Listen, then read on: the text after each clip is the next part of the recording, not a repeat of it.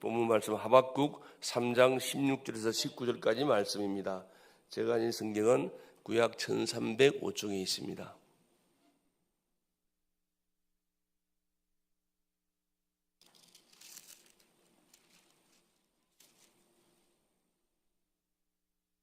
자, 짧은 구절이니까 한 목소리로 합독하도록 하겠습니다.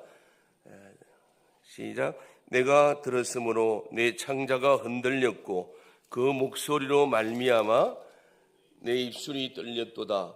우리가 우리를 치러 올라오는 한란 날을 내가 기다림으로 썩이는 것이 내 뼈에 들어왔으며 내 몸은 내 처수에 떨리는도다. 비록 무화과나무가 무성하지 못하며 포도나무에 열매가 없으며 감람나무에 소출이 없으며 밭에 먹을 것이 없으며 우리의 양이 없으며 외양간에 소가 없을지라도 나는 여호와로 말미암아 즐거워하며 나의 구원의 하나님으로 말미암아 기뻐하리로다. 주 여호와는 나의 힘이 나의 발을 사슴과 같게 하사 나를 나의 높은 곳으로 다니게 하시리로다. 이 노래는 지혜하는 사람을 위하여 내 수금에 맞춘 것이니라. 아멘.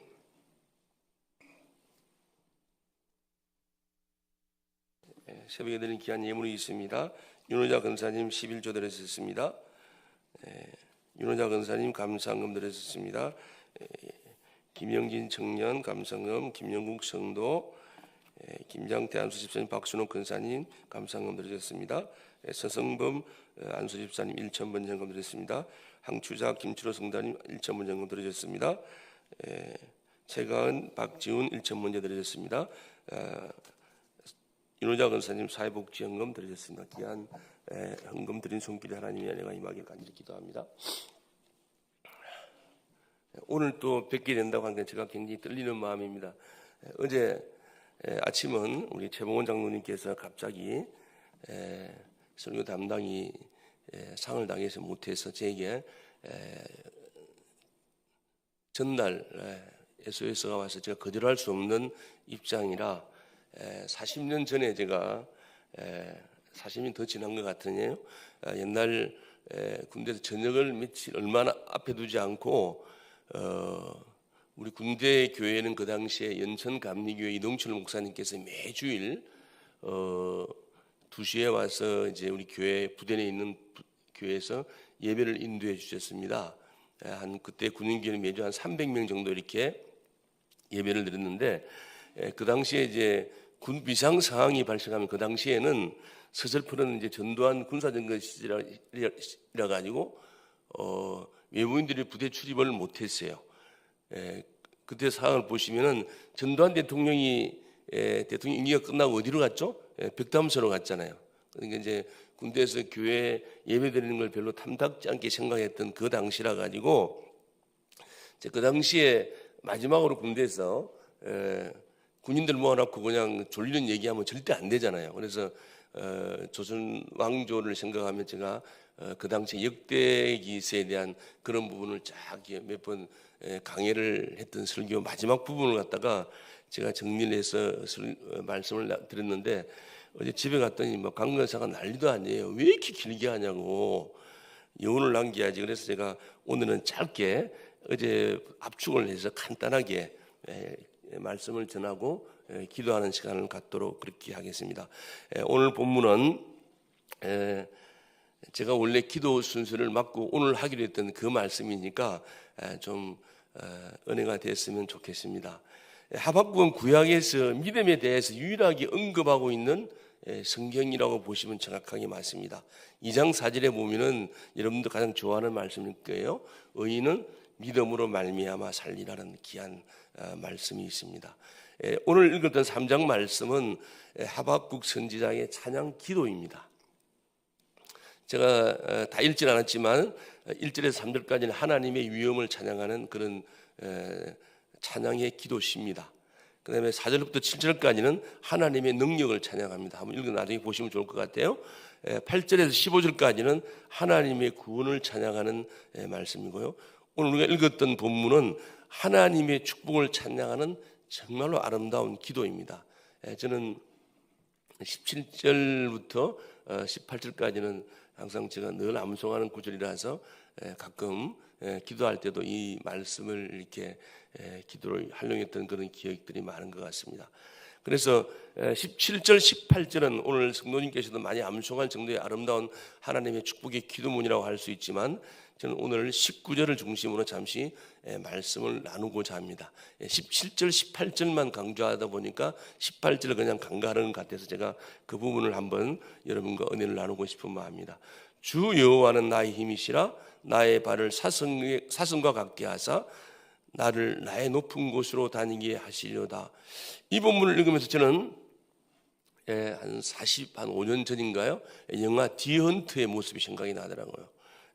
보면은 마지막 부분에 보니까 사냥꾼의 추격에서 벗어난 사슴이 갈대숲이 바람에 살랑살랑 날리는 산 정상에서 여유롭게 걷고 있으면서 산을 두리번 하는 그 모습이 저한테 오버랩이 됐습니다.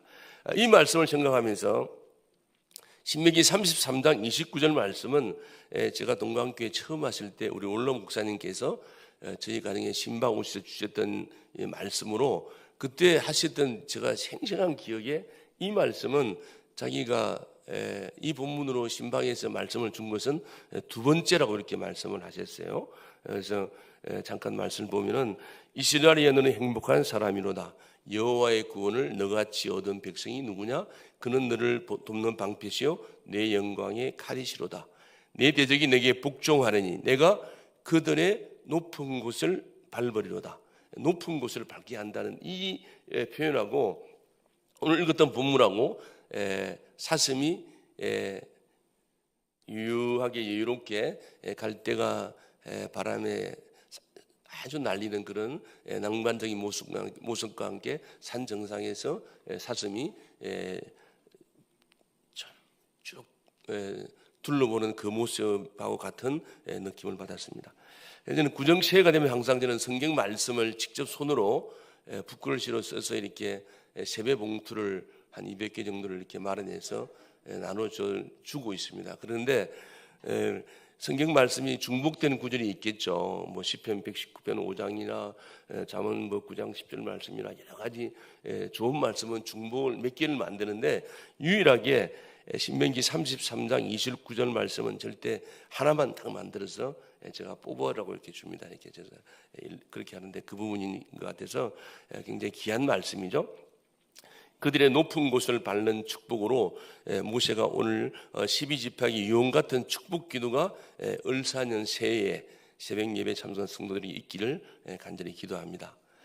제가 을사년이라는 생각에 첫 주일 새벽 기도를 드리는데 감동으로 을사년 하면서 제가 하나님께서 주신 제가 우리나라 역사를 잠깐 정리하면서 그 정리된 부분을 갖다가 2부 호산나 성가대인가요? 같이 잠깐 나눈 내용이지만은 120년 전 1905년도에는 을사년에는 한일 합방에 앞서 대한민국의 외국권을 박탈하는 을사늑약이 치욕적인 그런 해여가 을사년이었습니다. 60년 전 1965년도 을사년에는 한일 기본협정이 체결되어서 일제 36년의 아픈 역사를 청산하는 그런 박정희 대통령의 결단으로 그 당시에 김종필 국무총리가 일본과 협상을 해서 5억 불의 보상을 받으면서 대한민국의 경제를 살리는 마중물이 되었다고 하는 모든 경제학자들의 공통된 의견을 볼 수가 있습니다. 그렇지만 한일 기본협정에 반하는 대학생들의 데모가 엄청났던 것으로 기억을 해요. 저도 어려서 모르지만 기록에 의하면 그런 것 같습니다. 그래서 2025년 을사년에는 하나님이 이런 치욕적인 역사가 없게 해달라고 제가 기도했던 내용을 짧게 나눴는데, 호산나 찬양대에서는 박수를 치고 굉장히 호응했던 좋은 시간이었는데, 2025년에는 지금의 혼란이 멈춰지고 국군이 성천하는 19절 말씀처럼 위기에 강한 대한민국이 위기를 기회로 극복하고 높은 곳으로 다닐 수 있으면 좋겠습니다. 어제 새벽에 나눈 말씀이지만 이스라엘에는 눈물의 선지자 에미야가 있었다면 대한민국에는 민족 복음화의 기수였던 눈물의 선지자라고 불리는 김중곤 목사님을 잠깐 소개하고 말씀을 정리하겠습니다. 1950년 6.25가 터지자 김중곤 목사님은 사모님과 함께 3살 된 딸을 데리고 고향인 신안군 지도으로 내려갑니다. 그러나 10월 3일 공산 자위계의 부친과 주일학교 교사라는 사실 하나만으로 아내가 죽창과 몽둥이와 돌로 비참하게 학살을 당하는 것을 목격합니다. 목사님도 그만 죽음 직전에 극적으로 구출되었지만 21차례 죽음의 사선을 넘었다고 합니다. 당시 지도원에서 2,000명, 옆에 임자면에서 2,700명, 영광군에서 21,200명의 민간인이 학살당했다고 기록하고 있습니다. 전쟁 후 붙잡혀온 적대 세력들에게 나는 예수를 믿는 사람이니 용서합니다 하여 예수 믿게 했다는 유명한 일하는 손약원 목사님처럼 원수를 자랑하는 삶을 실천한 한국교회의 큰 목사님이었습니다. 김중곤 목사님은 가족과 죽음과 자기의 순환을 통해 민족의 비극을 극복하는 길은 민족 보고만한 유일하다고 판단하고 1958년 11월 2일 한국 CCC 대학생 기독연합회죠. 설립한 후 대학생 선교를 통해 민족의 가슴마다 피 묻은 그리스도를 심어 이 땅에 푸르고 푸른 그리스도의 계절이 오게 하자는 우리 민족 보고만은 오늘의 민족 보고만은 내일의 세계 보고만은 슬로건을 걸고 눈물로 기도로 외쳤던 목사님이십니다. 목사님은 민족의 위기가 찾아올 때마다 예레미야 선지자처럼 금식하며 눈물로 기도했습니다. 그는 기도보다 성령보다 앞서지 말자. 항상 모일 때마다 강조했다는 말씀입니다. 또 목사님은 1979년 한국교회 선교사가 100명이 되지 않을 때 10만 명 선교사 파송 운동을 하자고 헌신했던 그러한 위대한 분이십니다. 미래를 정확하게 예측했죠. 노년에는 한반도가 공산화되지 않고 기독교 자유민주 국가로 평화 통일되어 세계 선교의 주역이 되게 하기 위해 눈물로 기도했습니다. 그의 설교는 기도요, 강도 기도요, 뜨거운 눈물이 담겨 있었다고 저는 생각을 합니다. 김중곤 목사님의 민족복음화의 환상기에 기도문을 한번 읊조려 봅니다. 저는 어머니처럼 하나밖에 없는 내 조국, 어디를 찔러도 내 몸같이 아픈 내 조국, 신구약 성경을 신앙과 행위의 표준으로 삼는 민족의식과 예수의식이 하나 된 지상 최초의 민족, 그래야 수십만의 젊은이들이 예수의 꿈을 꾸고 인류 구원의 환상을 보며 한 손에는 복음을 다른 한 손에는 사랑을 들고 지구촌 구석구석을 누비는 거룩한 민족이 되게 하옵소서. 우리가 이렇게 새벽에 나와 하나님께 기도할 수 있는 그런 자유가 주어진 것은 공산화되지 않았다는 저는 확신을 갖고 있습니다. 정말 우리는 나라와 민족을 기도할 수 있는 여러분이 되었으면 좋겠습니다.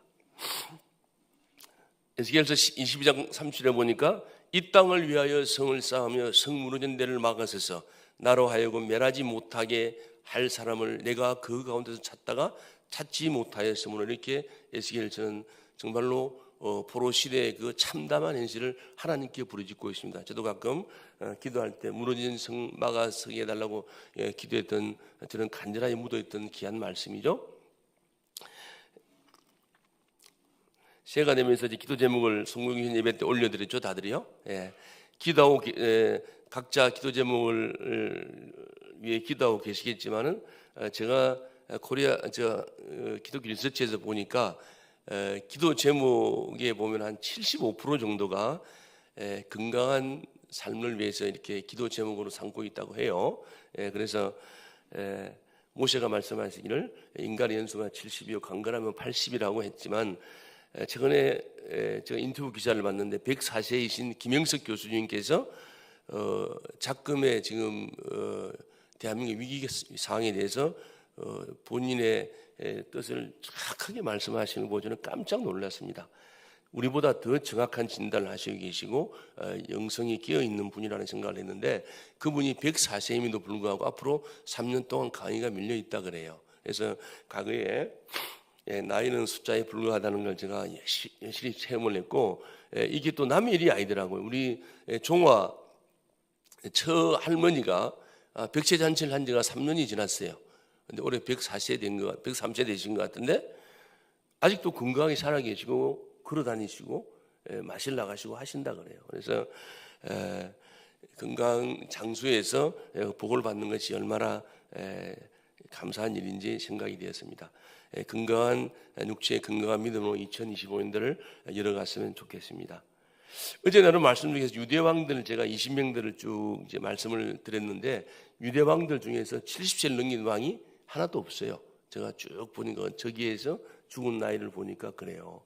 근데 어제 잠깐 말씀드렸지만은 요아스 왕의 멘토였던 여호야다 제사장은 130세를 살았다고 기록되어 있더라고요. 야, 그래서 하나님 앞에 쓰임 받는 사람들은 이렇게 모세가 죽을 때 기러기 씨야지 하고 눈이 흐르지 않았다는 그 말씀처럼 건강의 축복, 장수의 축복을 받는 것이 참 복된 것이다. 그래서 장수의 축복을 받는 동광의 모든 성도들이 되었으면 좋겠습니다. 오늘 제가 여기까지만 말씀을 제가 준비를 했는데 좀 아쉬운 감이 있죠. 짧은 간증을 하나 나누고 마치도록 하겠습니다. 기도 간증입니다. 저는 최근에 4인 4색 우리가 집회할 때 코스타 강사이신 유인범 총무님께서 하신 말씀을 제가 그날 듣는데 굉장히 은혜가 됐어요. 은혜가 되었던 것 중에 하나가 어머니가 28세였을 때 위로 누나 5살, 목사님 3살 때 어머니가 백혈병으로 사망 선고를 받았다는 말씀을 들을 때 우리 이나가 이제 갑자기 저한테 부탁이 왔어요. 그런데 아빠는 매일 새벽기도 나가시고 꼭 기도해 달라 그러면서 헤세드 어느 자매가 갑자기 백혈병으로 수치가 올라가서 굉장히 어려운 상황에 있으니까 우리 헤세드가 열심히 기도하는데 아빠도 꼭 잊지 말고 기도해 달라고 얘기를 했어요. 그날 들어가서 집에 가니까 잠이 안 와서 제가 11시 한 반 넘게 있다가까지 기도했어요. 그 집사님 생각이 나서 이제 기도가 좀 길어졌던 것 같아요. 집에 들어가서 보니까 제 마음을 전하고 싶은 거예요, 그분한테. 그래서 이제 집사님한테 전하지 못하고 남편 오집사님한테 제가 장문의 카톡을 한 A4 한 장 정도로 제가 오늘 느꼈던 말씀을 통해 느꼈던 부분들을 이렇게 전했어요. 그런데 앞불사 그 전화번호가 잘못 저장된 거예요. 그래서 그분이 죄송합니다, 전화를 잘못 보낸 것 같습니다, 이렇게 카톡이 온 거예요. 그 전에는 이제 오집사의 전화 그런 교제를 안 했기 때문에 전혀 몰랐었는데 그래서 깜짝 저는 순간적으로 이제 12시 반에 죄송합니다, 전화번호가 잘못 저장됐다 이렇게 하고 보내놓고 우리 연명철 목사님한테 좀 전화번호 좀 달라고 제가 보냈더니 35분에 보냈는데 37분에 답이 왔어요. 제가 다시 그걸 전달을 했어요. 전달할 때 그런 내용을 제가 계속 기도했고 힘을 내시라고 하나님께서 분명히 치료의 역사를 보여줄 거라고 이렇게 전달했더니 서로가 이렇게 그러고 계속 기도를 합니다. 소식도 못 듣고 그냥 기도해요. 그러니까 헤세드 젊은 세대가 한 분을 위해서 줌으로 기도하고 녹음을 해서 격려하고 굉장히 힘이 되는 그런 기도를 했어요. 근데 제가 12월 31일 날 아침에 새벽 기도를 하는데 이제 다 하고 기도하는 마지막에 집사님에서 기도를 하는데 이런 기도를 했어요. 하나님 아버지, 우리는 30일 날 우리 14명 가족이 다 교회로 다 와라. 성경신 예배를 드려라. 그리고 식사를 우리가 예약했으니까 먹고 가라. 그리고 2020년 힘차게 시작하자는 이런 얘기를 저는 계획을 갖고 있잖아요. 그러니까 그 집사님이 아직 어린 시연이와 시준이 이제 이나가 부탁할 때 제일 먼저 했던 얘기가 하윤이 친구 시연이 엄마이기 때문에 아빠 기도해달라고 그렇게 부탁했었기 때문에 그래서 시연이하고 어린 아들 시준이가 필요한데 연말연시에 꼭 그 건강이 회복돼서 가족과 함께 했으면 좋겠다 이 기도를 했어요. 근데 식사를 하는 자리에서 우리 이나가 그 얘기를 하는 거예요. 자기가 얼마나 간절히 기도했는데 꼭 기도해달라고 그래. 그 집사님이 빨리 퇴원을 해서 가족관계 연말을 보내달라고 기도했대요.